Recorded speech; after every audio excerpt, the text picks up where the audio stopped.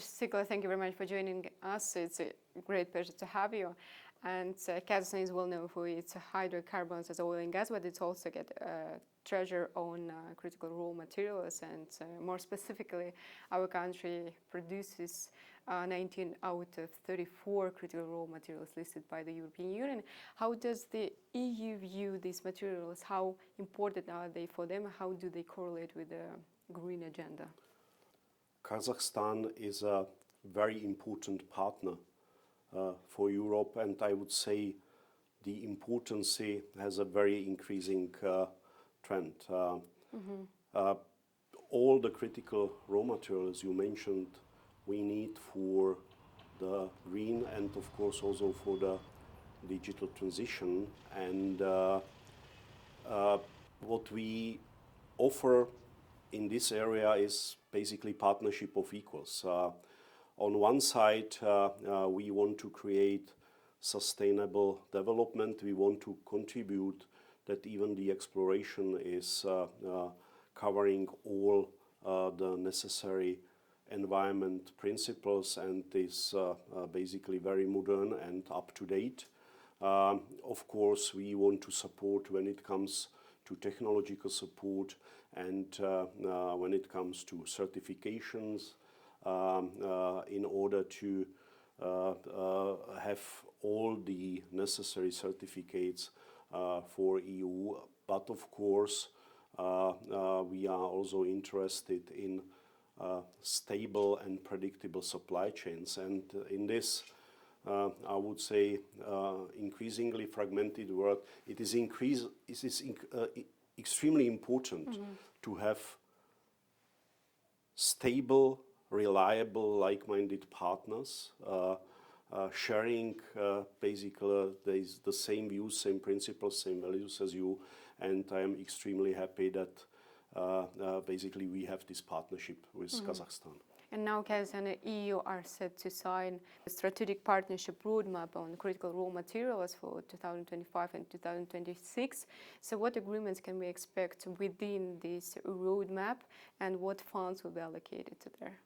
All these activities are the part of our global gateway investment strategy. When it comes to critical raw materials, the memorandum of understanding on critical raw materials, but also on green energy or green hydrogen and digitalization was signed already in 2022.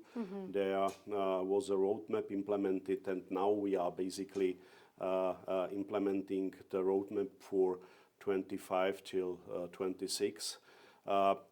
Meanwhile, is Europe or is the biggest trade partner for Kazakhstan, and I think this cooperation is creating preconditions for further growth. When it comes to funds, there are different activities.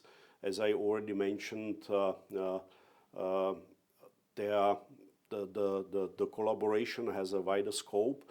There is, for example, activity when it comes to battery production, where basically there is a EBRD program launched in amount of 3 million euro, which basically should support the activities in this area.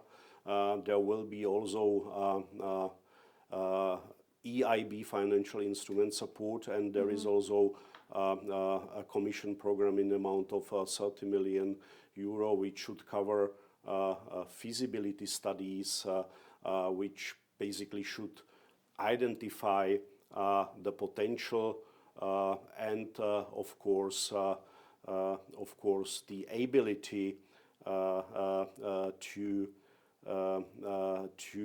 basically extract and produce the raw materials domestically here in Kazakhstan.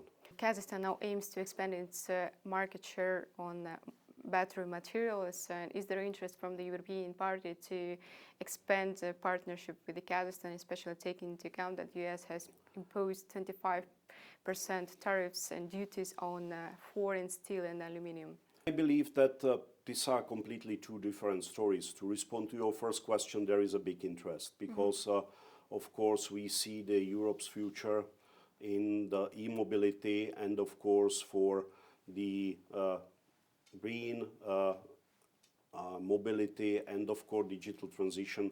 We need the raw materials. On the other side, there is an increased interest on side of Kazakhstan to invest in sustainable economy, in sustainable technologies, and I see a big win-win opportunity combining your natural resources and our expertise in this area.